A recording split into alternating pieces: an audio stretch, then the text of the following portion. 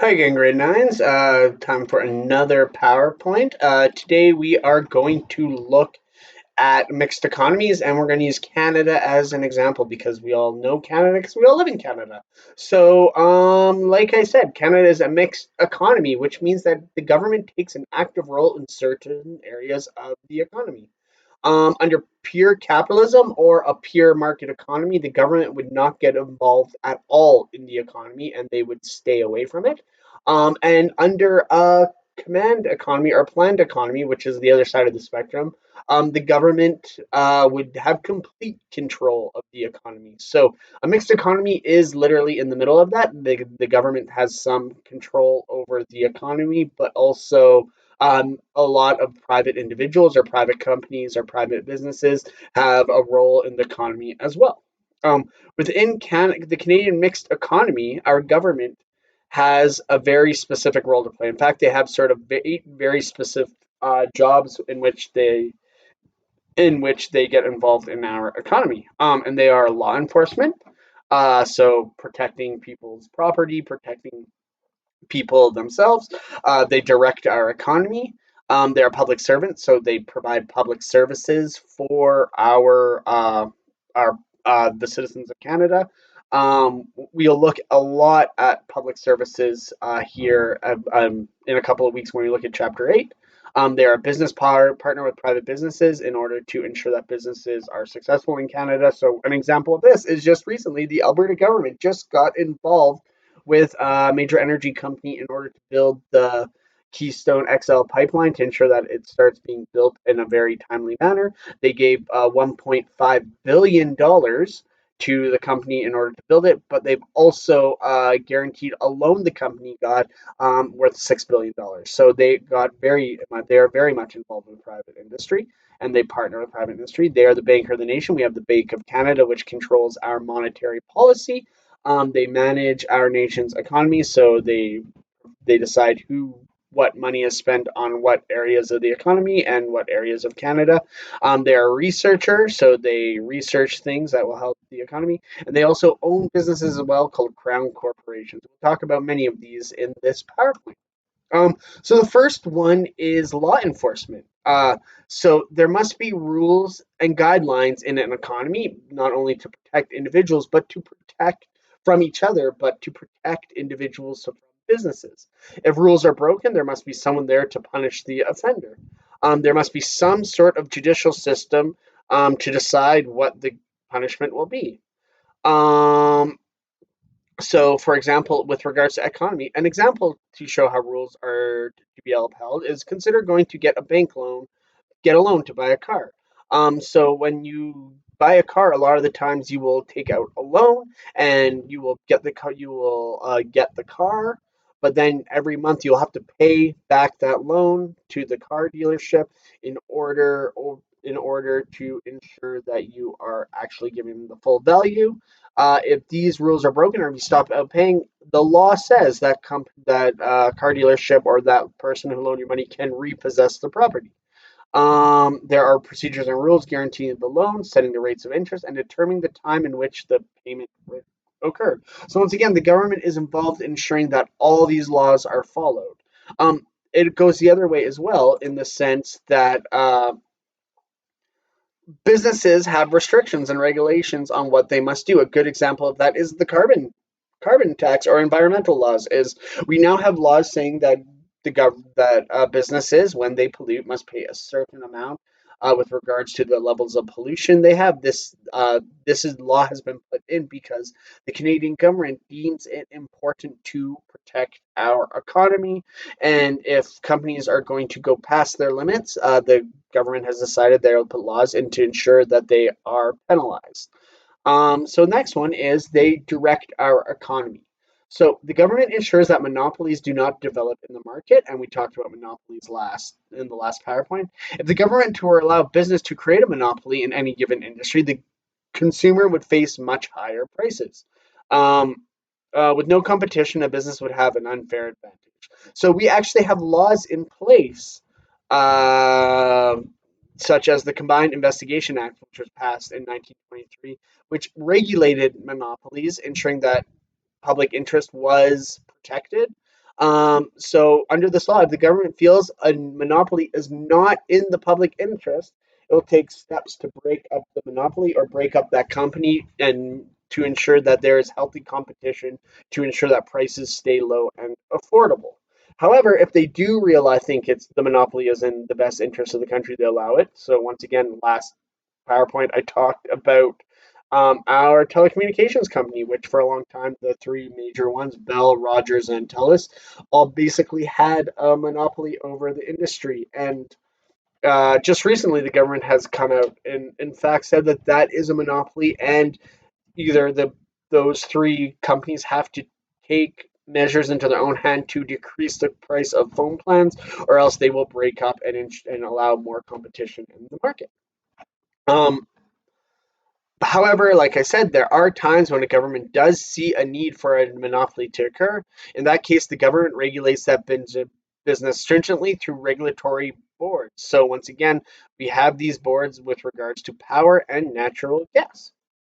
Um, so like I said before, another role the government plays within the economy is as a public servant, is that they provide public services to ensure the welfare of their citizens. So this basically ensures that Canadians' basic needs are met, and that there are not many people starving on the street or without the basic needs. So we have what is called, which is widely referred to as a social safety net. So if people lose their jobs, um, the government steps in and helps protect them.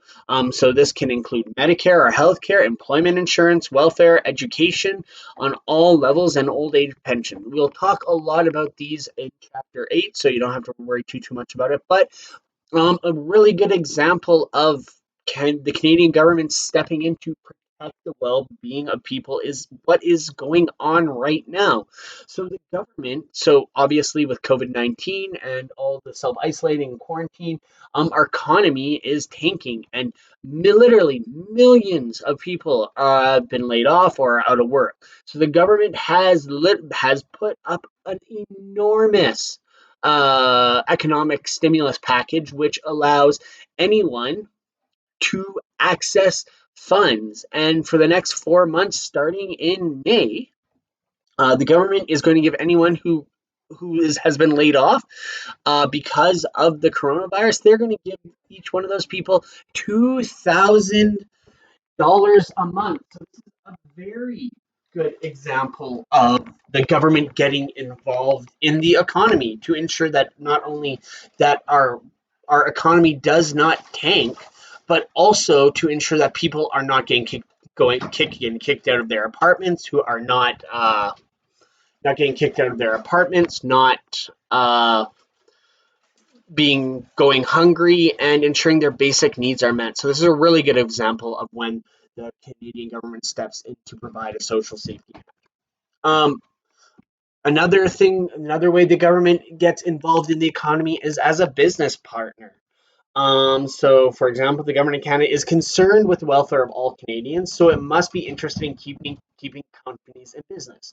To prevent business bankruptcies, which create a large amount of unemployment, the government will take steps to assess businesses if they become financially troubled. So, a good example of this would be a couple of the big car industries. In 2008, when the recession hit, the government gave a couple of our big car manufacturer factories where it looked like they might go out of business. So the government stepped in to save thousands of jobs and help bail out those companies. Help from the government can come in the form of many things, such as tax write-offs or government subsidies. So they can get tax breaks if they invest in Canada.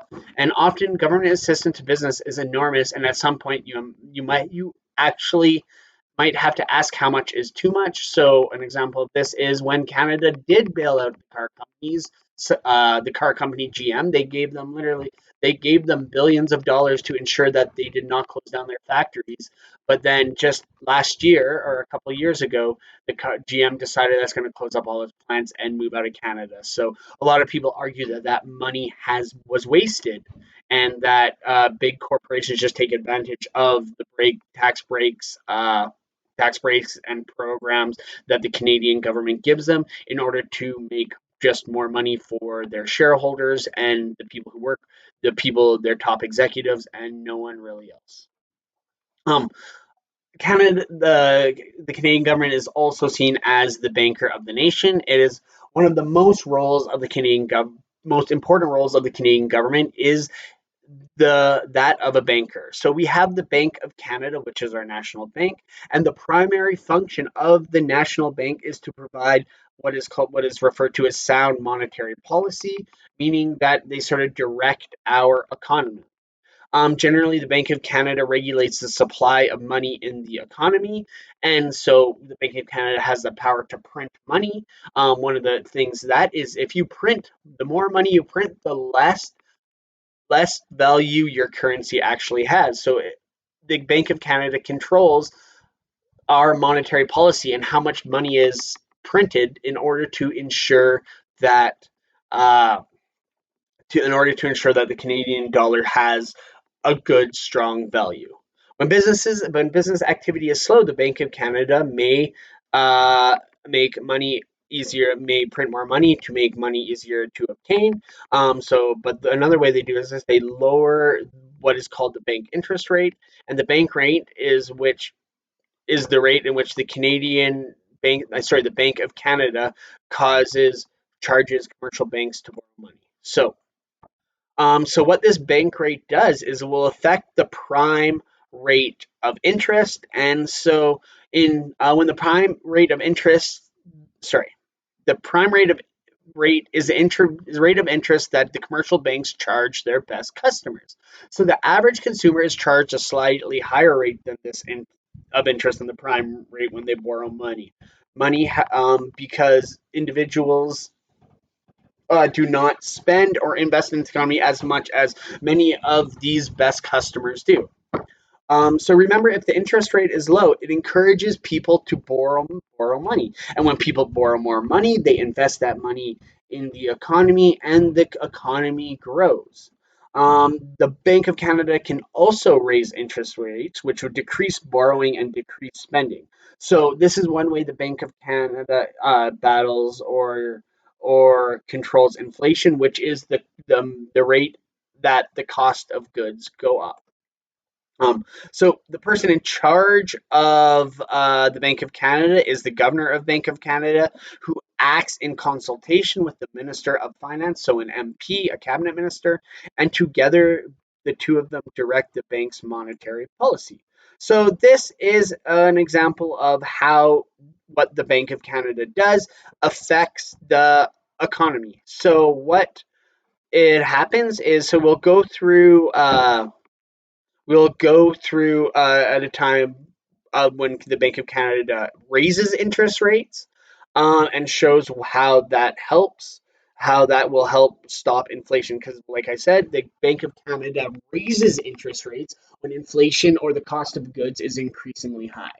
So so if the cost of goods or the Bank of Canada deems that the economy is inflating at too fast of a rate, they may raise bank rates. So what this means is that commercial banks, such as say TD, Royal Bank, those CIBC, those banks must then raise their prime rate, which means that it costs more for businesses and individuals to borrow money. So this means that they will borrow less and actually end up spending less money. So if they are consuming less, that means the amount of supply will raise, which means that the cost of goods will actually go down. So that is one way the Bank of Canada may change their monetary policy. But I want to take a look at sort of when there is a recession and depression more, because right now is a very good example of when we come out of the coronavirus, or when we come out of sort of this period of isolation, we are going to be in a very severe recession, or maybe even depression. So I think it would be interesting to look at what the Bank of Canada will probably do. So when the economy is struggling, or when there is a recession or depression, what the Bank of Canada will probably do is lower bank rate. So what that does is, once again, just it causes commercial banks to lower their prime rate, which means that it costs less for businesses and individuals to borrow money. And if individuals and businesses can borrow money at a lower interest rate, it encourages them to borrow money. And what that means is there is then more money to spend. And these businesses and individuals are then putting more and more money into the economy, which what would hopefully happen is this would spur economic growth, because if more people are spending money, more money is in the economy, which means that hopefully we can cure recession or a depression. So this sort of theory is based off an idea what is called Keynesian economics, meaning that in order to cure a depression or a recession, you must spend money, invest in things. So, once again, the another way that the government gets involved in an economy is tax. So if governments increase their taxes, what happens is people have to pay more money, so people have just less disposable income, which means less consumer spending, and this lowers inflation. But also, it allows governments to create more social programming. And on the other side, if the government lowers taxes, it increases both disposable income and increases consumer spending. So, which means that people have more money to spend in the economy and invest in the economy. So, um, and another thing that the government does, or another one of the major ways the government gets involved in the economy, is spending. So in good times, so when people have a lot of money, what governments often want to do, will they want to reduce government spending to avoid increasing inflation, and so they tighten up social service payments and slow consumer spending. However, in bad times, so when people are out of work, the government wants to increase its spending in order to increase employment, because if they're spending money, if there are more businesses opening, what happens is there's more people getting jobs. And they also want to increase social service payments, welfare, to which ensures that people have a basic amount of income in which they will then spend in the economy. So in bad times, governments will often go into debt and borrow money, which is what we're going to see with the results of what the Canadian government is doing right now. And the Alberta government is they're going to borrow huge sums of money in order to keep people spending and investing in the economy. Um, this is a lot. So, once again, another thing is they are a researcher of the nation. So, a very odd and essential role which the Canadian government plays in the Canadian mixed economy is that of a researcher. Canadians want to know some very essential things, and the government has assumed a role of finding the answers. So some things, ways the government researches is through Statistics Canada, which is a government agency to gather and make available Canadians information on a wide variety of topics. And the government itself, they want information on changes in the economy as well. So they might do research studies, and they are often doing studies on various amounts of things. So an example of this is there have been many research on nuclear power.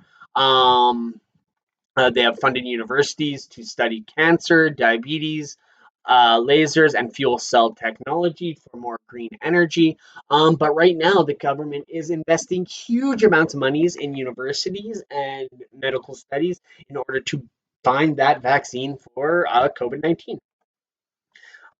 So one of the other ways is they get involved through a public enterprise system, and a public enterprise system stresses a plan with heavy government involvement, and they do this through what are called crown corporations, which are government or publicly owned businesses in Canada. So a crown corporation is a company owned by the Canadian government, and the Canadian government starts crown corporations for a number of reasons. One of them the first one is to provide an essential service, and so an example of that is Canada Post is mail, regardless of how many letters you yourself send. is a very vital service. And it is so important that the Canadian government has started a business, Canada Post, in order to ensure that mail never shuts down.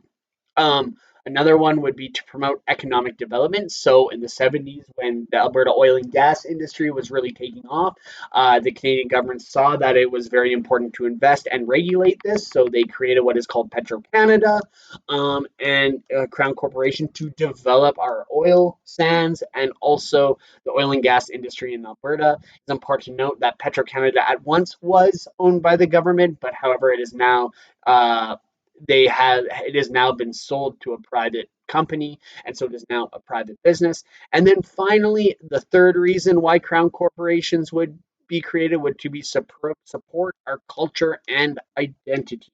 We see this as the CBC is um, in the 50s and 60s, there was a huge concern that a lot of Canadian identity and culture was being overtaken by American culture. So, what happened is the Canadian government decided to develop a Canadian Broadcast Corporation to ensure that Canadian content, Canadian authors, Canadian artists still had a voice in our culture. And so we now have what is called the CBC, which then the government is a government-owned business in uh, which promotes Canadian artists and Canadian culture. If you want to read more, on page 207 in your textbook, there are some pretty good write-ups on crown corporations. So once again, here's a few more examples. We have the Bank of Canada, the Atomic Energy Canada via Rail, Canada Post, CBC, CBC, Air Canada, CN Rail, and a couple of other ones. So that is a slideshow on our mixed economy. I know that was a lot, but once again, if you have any questions or concerns, please contact me, and I can walk through a lot more of this in a lot more detail with you one-on-one or in a small group. Thanks for listening, and we have one more of these, and then we'll be done with Chapter 6.